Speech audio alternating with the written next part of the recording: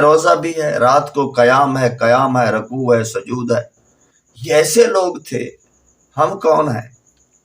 ہم تو کوئی خاص لاڈلے بن چکے ہیں، مولوی لاڈلے، پیر لاڈلے، اور مسالک کی بنیاد پر، فرقے واریت کی بنیاد پہ بریلوی جناب سیدھا جنت میں، بھلے جو کرتا رہے. دیوبندی کہ میں توحید والا ہوں، میں جنت میں، بھلے جو کرتا رہوں. وہ گھوڑے کو پکڑ کے نہلا کے دلدل بنانے والے، ان کو تو اور لگتا ہے ہو جاتی. تو کیا صحابہ کے اندر، نبی صلی اللہ علیہ وسلم زندگی کے اندر ایسی کوئی چیز نظر آتی ہے؟ وہ کیوں روتے تھے؟ جنگ بدر کرانے کے بعد جن کو بشارتیں ملی وہ بھی روتے تھے. کیا اس میں حضرت علی نہیں تھے؟ تو یہ یہاں یہ کتاب سیرت کی کتاب میں، اور روتے تھے، آہ بکا کرتے تھے، بچوں کی طرح بلک بلک کے روتے تھے. اب کون ہے؟ اور پھر روتے کانپتے، عبادتوں سے شغف، ریاضتوں سے شغف، تلاوت سے شغف. کھانا کم کھاتے، کھانا کم.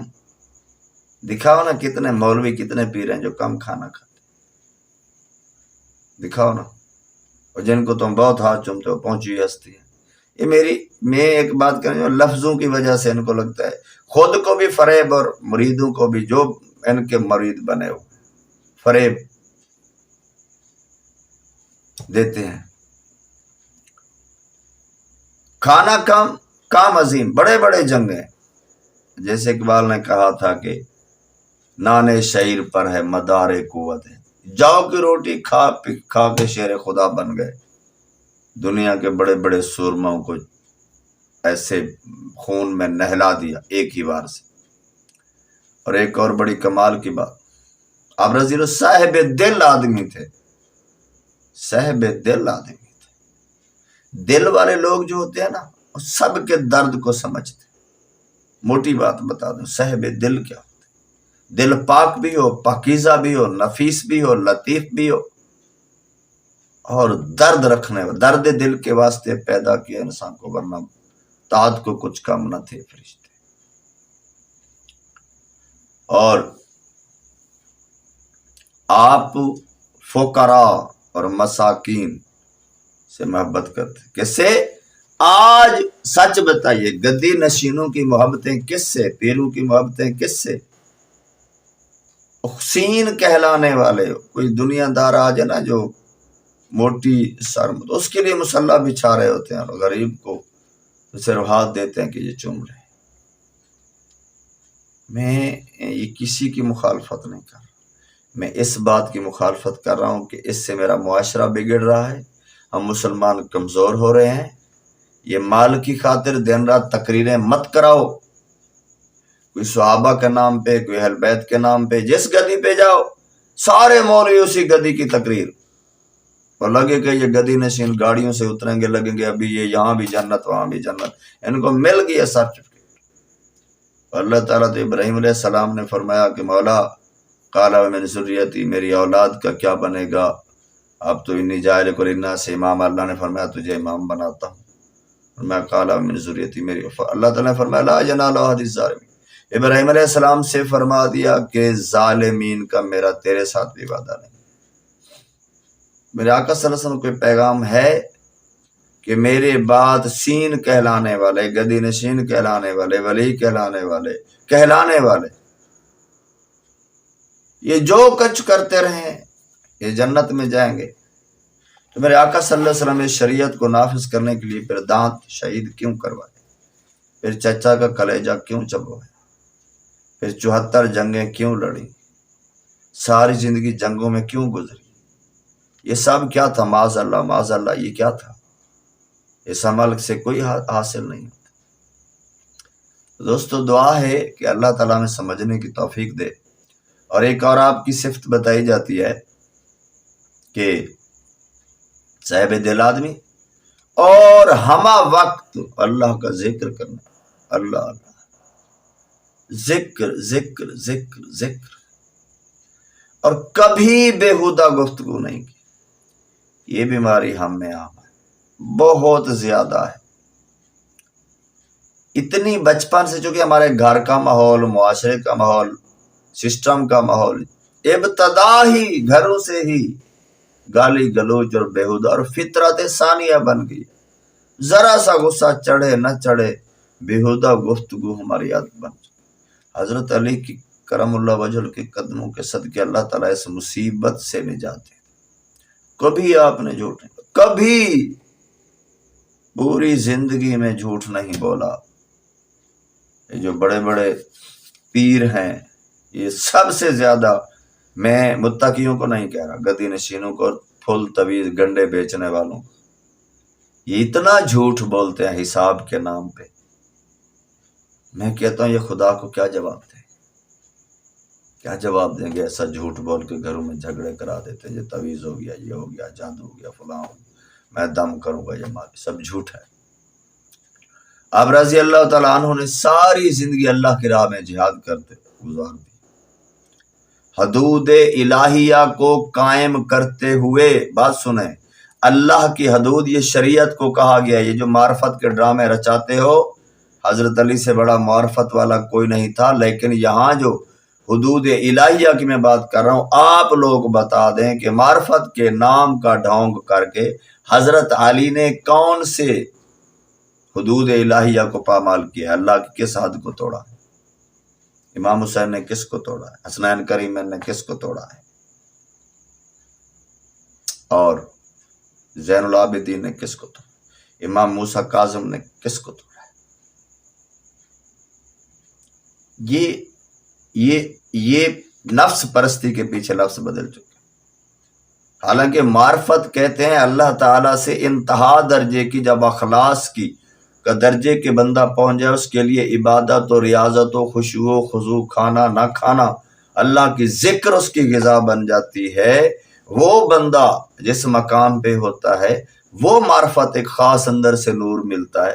وہ ٹکے کی نہیں ہے جو مال دن رات سمیٹ رہا ہے، نفس پرست ہے. اس کو معرفت سے کیا؟ کتابوں میں لکھے ہوئے لفظ اور قوالیوں سے سنے ہوئے لفظ اور نعتوں سے سنے ہوئے لفظ، یہ سب صاحب معرفت ہیں.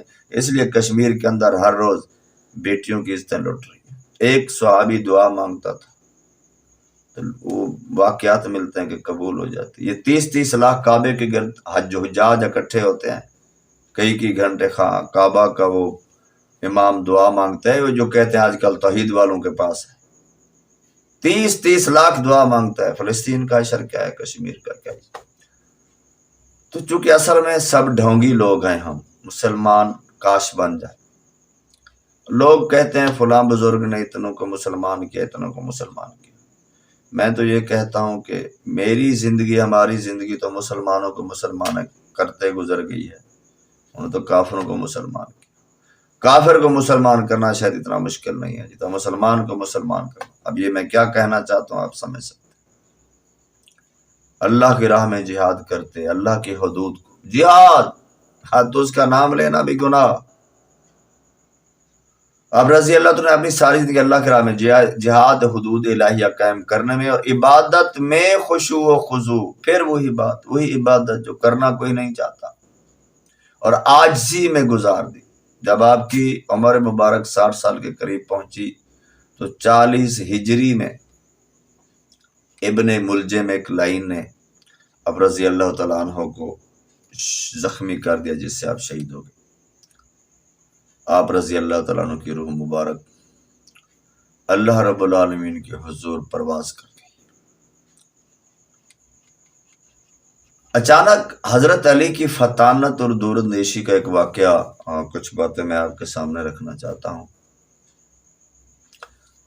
ایک دن ایک شاہ سوار دوڑتا ہوا آیا اور بلند آواز سے عرض کرنے لگا، یا رسول اللہ صلی اللہ علیہ وسلم، قریش مکہ نے بدعہدی کر دی ہے.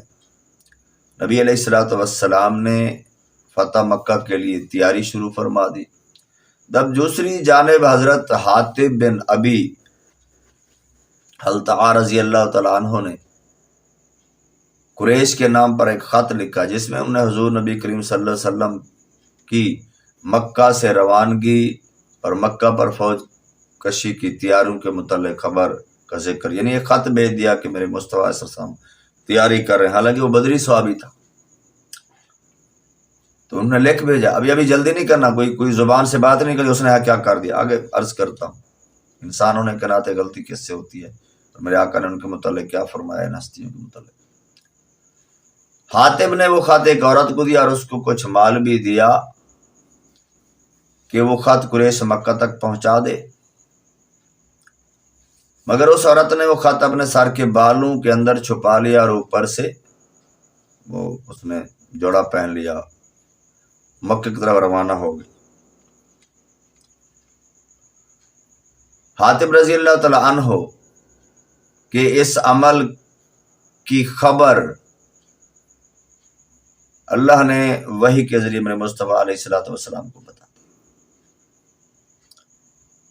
تو حضور اقدس صلی اللہ علیہ وسلم نے حضرت علی کرم اللہ وجہ الکریم اور حضرت مقداد رضی اللہ تعالیٰ عنہ, حضرت زبیر بن العوام کو اس عورت کو گرفتار کرنے کے لیے بھیجا. اس عورت کو گرفتار کرو. حاتب رضی اللہ تعالیٰ عنہ عورت کے ہاتھ قریش مکہ کو خط لکھا جس میں اس نے ہماری تیاری وغیرہ کے متعلق ان کو ہوشیار رہنے کا کہا ہے. یہ دونوں حضرات دوڑتے ہوئے گئے اور اس عورت کو اسی جگہ پا لیا جس جگہ میرے آقا نے فرمایا تھا. اس عورت سے کہا کہ کیا تیرے پاس کوئی خط ہے؟ اس نے گھبراتے ہوئے کہا نہیں. اس عورت سے کہا کیا تیرے پاس کوئی خط ہے؟ کہنے لگی نہیں. ان دونوں نے اس عورت کے سامان اور کجاوے کی, یعنی اونٹ کا جو ایک سامان والا ایک سلسلہ ہوتا ہے, تو کاٹھی جو اونٹ کے اوپر رکھی جاتی ہے اس کو کجاوا بولتے ہیں, تو اس کو ٹٹولا, کچھ نہ ملا. جب وہ نا امید ہو کر واپس جانے لگے تو حضرت علی کرم اللہ وجہ الکریم کی معرفت, اس کو معرفت بولتے ہیں, یہ دل کے اندر جو حکمت کا نور ہے اس کو بولتے ہیں. تو آپ نے پرعزم لہجے میں فرمایا کہ اللہ کی قسم رسول اکرم صلی اللہ علیہ وسلم آنے والی وحی کبھی جھوٹی نہیں ہو سکتی. میرے مصطفیٰ جھوٹ نہیں بولتے, اپنی مرضی سے بولتے نہیں. جب بتا دیا پھر یہ کہ وحی سے بتایا گیا ہے تو کیسے ممکن ہے کہ نہیں ہے؟ نہیں ہے تو اسی کے پاس ہے تو اسی کو, یہ سچ ہے. رسول کریم صلی اللہ علیہ وسلم نے ہم سے کبھی جھوٹ نہیں بولا. باخدا تو وہ خط نکال ورنہ میں تمہیں ننگا کر دوں گا. یہ جو کہتے ہیں نرم بات کرو, جہاں میرے مصطفیٰ کی بات آ جائے, ہاں جو میرے مصطفیٰ سے دغا بازی کرے, پیر ہو عورت ہو, میں جو بات سمجھانا چاہ رہا ہوں, جو اللہ رسول کی حکم کے خلاف کرے, حضرت علی کا فتویٰ ہے اس کو, یا وہ باز آ جائے ورنہ اس کو ننگا کر دو. آگے عورت ہے, آپ نے کیا فرمایا؟ ورنہ میں تیرے کپڑے اتار کر وہ خط لوں گا تم سے. جب اس عورت نے آپ کے لہجے کے جلال اور استقامت کو دیکھا تو کہنے لگی ذرا چہرہ پھیر لو. آپ نے اس سے منہ پھیرا تو اس نے اپنے سر کے بالوں سے وہ خط نکالا اور حضرت علی کا چہرہ دمک اٹھا, یعنی جو ڈیوٹی تھی وہ پوری ہو گئی. اور وہ خط پکڑا اور حضور علیہ الصلوۃ والسلام کے پاس لے گئے. اس سے کتنے مسائل حاصل ہوتے ہیں. بڑی نرم بات کرو جی, یہ نہ کرو جی وہ. دیکھیے نرم بات ٹھیک ہے, کرنی چاہیے, مگر اس کا موقع ہے. اب جو بھی بندہ بولے, چھوٹی چھوٹی بات پہ آپ اس کے گلے پڑ جائیں, مگر جس میں حدود اسلام کو نقصان پہنچ رہا ہو, جہاں مسلمانوں کی ناموس, اسلامی ریاست داؤ پہ لگنے والی ہو, وہاں نرمی چے مانی دارد. یہ ان گھوڑتو پیروں نے پوری قوم کو ہجڑا بنا کے رکھا ہوا ہے. یہ ٹھیک نہیں ہے. ایک آدمی پریشان روتا ہوا حضرت امیر المومنین حضرت عمر بن خطاب رضی اللہ تعالیٰ عنہ کی خدمت میں حاضر ہوا اور سخت آواز میں پکار کر کہنے لگا, یا امیر المومنین میری مدد فرمائیے, میری مدد فرمائیے. حضرت عمر بڑے حیران ہو کر پوچھا, ارے کس کے خلاف تیری مدد کروں؟ اس آدمی نے کہا کہ حضرت علی کے متعلق میری مدد کرو. اللہ، اس آدمی کے خلاف جو آپ کے برابر بیٹھا ہے. یعنی حضرت علی حضرت عمر رضی اللہ تعالیٰ عنہما ساتھ ہی بیٹھے تھے. ایک بندہ چیختا چلاتا ہوا آیا. اسلامی عدالت اور ریاست کا انداز دیکھیں. حضرت عمر بن خطاب رضی اللہ تعالیٰ عنہ نے حضرت علی ابن ابی طالب کرم اللہ وجہ الکریم کی طرف دیکھا، پھر فرمایا اے ابو الحسن اٹھو اور اپنے فریق کے برابر بیٹھو. یعنی وہ مدعی ہے، آپ پہ دعویٰ ہے تو اس کے ساتھ کھڑے ہو جاؤ. یہ نہیں کہا کہ یہ تو ہماری ریڈ لائن ہے، اس کو ہاتھ لگایا تو یہ ہو جائے گا. حضرت علی ابن ابی طالب رضی اللہ تعالیٰ اٹھے اور اپنے فریق مخالف کے برابر بیٹھ گئے. دونوں نے بحث شروع کر دی. پھر وہ شخص جو صاحب استغاثہ تھا، یعنی جو دعوے دار تھا، وہ واپس چلا گیا. حضرت علی کرم اللہ اپنی جگہ پر حضرت امیر المومنین کے برابر آ کر بیٹھے. نہیں، جو معاملہ تھا اس معاملے اس بندے کو وہ غلط تھا اور اس میں وہ سچ ثابت نہ کر سکا، وہ چلا گیا. تو پھر یہ ساتھ بیٹھ گئے. حضرت عمر رضی اللہ نے دیکھا کہ علی کرم اللہ وجہ کا چہرہ متغیر ہے، یعنی اس کے اندر کچھ آثار تبدیل ہیں. حضرت عمر رضی اللہ تعالیٰ عنہ نے پوچھا اے ابو الحسن، یہ آپ کی کنیت ہے، امام حسن کی وجہ سے بڑے بیٹے تھے، آپ کو ابو الحسن بھی کہا جاتا. کیا بات ہے، آپ کا رنگ کیوں بدلا ہوا ہے؟ کیا آپ رضی اللہ تعالیٰ عنہ کو یہ طریقہ ناگوار گزرا ہے؟ اللہ. حضرت علی کرم اللہ وجہ نے فرمایا ہاں مجھے ناگوار گزرا ہے، مگر کیا گزرا ہے ناگوار؟ حضرت عمر نے پوچھا کیا ناگوار گزرا ہے؟ علی نے فرمایا آپ رضی اللہ تعالیٰ نے مجھے میرے مخالف کی موجودگی میں عزت والے نام سے پکارا ہے. یہ کسی کو ابو الحسن یہ خطاب ہے، یہ عزت کے نام ہے، معزز کسی کو بنانے کے وقت کہا جاتا ہے. فرمایا اس وقت میرے اوپر دعویٰ تھا، میرے اوپر استغاثہ تھا، میں عدالت میں پیش ہونے والا تھا. اس وقت مجھے پروٹوکول کے الفاظ دینا مدعی کے لیے اس کو لگ سکتا ہے کہ یہ کیسی عدالت ہے کہ جس پہ کیس ہے اس کو عزت دی جا رہی ہے. تو آپ مجھے اس وقت ابو الحسن نہ کہتے، مجھے علی ہی کہتے. قربان جاؤں حضرت علی کی یہ حقیقت پسندی اور تا قیامت امت کی رہنمائی کا اصول. اللہ. آپ نے مجھے علی کیوں نہیں کہا، ابو الحسن یوں کیوں کہا؟ اللہ. تو جب حضرت فاروق اعظم نے آپ کا یہ کلام سنا تو آپ کا چہرہ خوشی سے دمک اٹھا اور حضرت علی کرم اللہ وجہ کو گلے لگایا اور یہ کہتے ہوئے حضرت علی کو بوسہ دینے لگے کہ میرے ماں باپ تم پر فدا،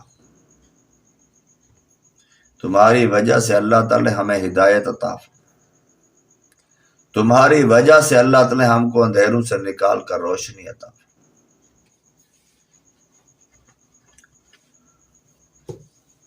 اللہ.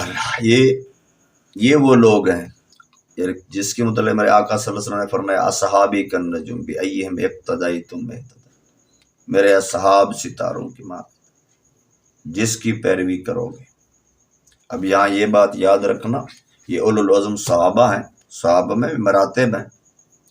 مراتب میں ایک صاحب پہ حضرت علی اور ایک صاحب پہ حضرت امیر معاویہ ہو، ٹھیک ہے، تو پھر یہ دونوں برابر نہیں ہوں گے. معاملات کے متعلق، فضیلت کے متعلق اور کوئی معاملہ درپیش ہو تو اس میں حضرت علی کا معاملہ حق پہ ہے، ان کا علم، تقوی، طہارت حضرت امیر معاویہ سے اور باقی صحابہ سے زیادہ ہے. تو پھر یہاں کمپیریزن کے سب صحابی ہیں تو سب جناب برابر. یہ ان بیلنسنگ نے قوم کو نقصان پہنچایا. میں یہ نہیں کہہ رہا کہ اس کے مد مقابل کسی کو کچھ کہا. تو بہرحال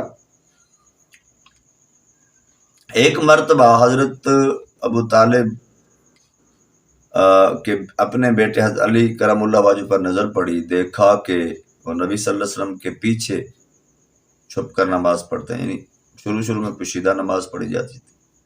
یہ موقع پہلا تھا جب ابو طالب کو اپنے چھوٹے بیٹے کے بارے میں معلوم ہوا کہ وہ بھی محمد علیہ السلام کا پیروکار ہو گیا ہے، اس کا مذہب قبول کر چکا ہے، اور قریش کے خداؤں کو، معبودوں کو سے خود کو دور کر لیا ہے۔ جب لڑکے نماز پوری کر لی تو اپنے والد کی جانب پامردی اور استقلال کے ساتھ حضرت علی متوجہ ہوئے، اور بلا تحمل چھوٹی سی ہچکچاہٹ کے بغیر پکار کر کہنے لگے، ابا جان، میں نے اللہ اور اس کے رسول پر ایمان لے آیا ہوں، میں ان کو مانتا ہوں، اور میں نے حضرت صلی اللہ علیہ وسلم کے لائے ہوئے دین کی تصدیق کی ہے، اور میں انہی کی تابع داری کرتا ہوں۔ ابو طالب نے کہا، یاد رکھو یہ شخص آپ رضی اللہ عنہ خیر و بھلائی کی طرف دعوت ہے، پس اس کے دامن سے وابستہ رہو۔ یہ کلام کا کمال ہے حضرت ابو طالب کا۔ آپ کی زندگی میں اس لیے ایک متنازع معاملہ بنا ہوا ہے کہ آپ کے احسانات، آپ کے اقوال، آپ کی بہت ساری باتیں جو میرے آقا صلی اللہ علیہ وسلم سے مکمل تائید کی ہیں، مگر جس کو کہتے ہیں سند کے ساتھ وہ کوئی بات وہ ملنا اقرار کی، میں اس بحث میں نہیں پڑھنا چاہتا، میری اوقات نہیں ہے، علماء میں اختلاف ہے، بہرحال یہ چل رہا ہے، لیکن آپ کی باتیں بھی، آپ کی اسلام اور آقا صاحب سے استمداد اور تعاون، یہ بھی ایک کمال کی بات ہے۔ غزوہ احد میں لڑائی کے انگارے جب برس رہے تھے، تمام جنگوں کے اندر غزوہ احد آقا صاحب کے دور کے اندر بڑی مشکل ترین جنگ اور بڑی نقصان والی جنگ، مشرکین کی ناشیں بہادروں کی تلواروں کے زد میں آ کر ادھر ادھر بکھر رہی تھی اور موت سروں پر منڈلا رہی تھی۔ اتنے میں حضرت علی کرم اللہ وجہ الکریم مسلمانوں کے علمبردار ہوئے، تو مشرکین کے علمبردار ابو سعد بن ابی طلحہ نے ان کو دیکھا اور اپنے گھوڑے کو دوڑاتا ہوا میدان جنگ کے بیچ میں پہنچا جہاں گردنیں اڑ رہی تھیں، اور فخری انداز میں کہنے لگا، کیا کوئی مرد میدان ہے؟ کسی نے جواب نہ دیا تو اس نے غرور اور تکبر کے لہجے میں پکارا،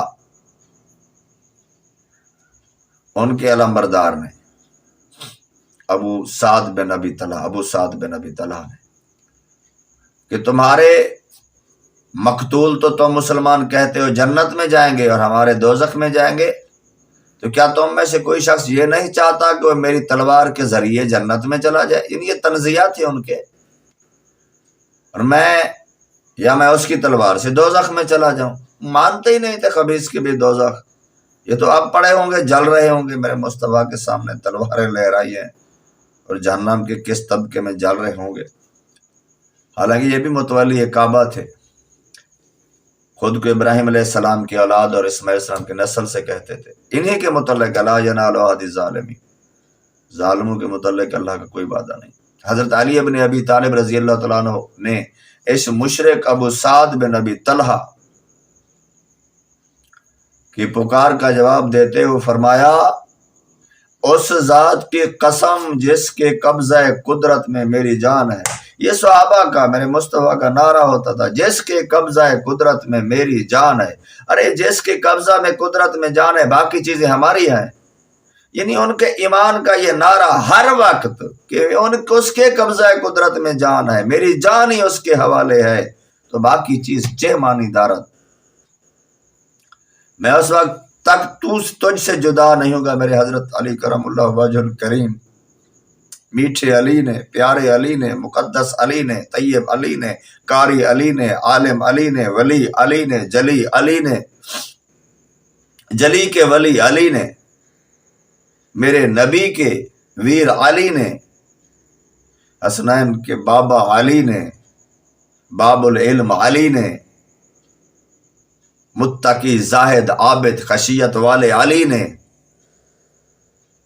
قرآن کی تلاوت کرنے کے اور معارف قرآن کے ماہر علی نے، حدود اللہ کی پاسداری رکھنے والے علی نے کیا فرمایا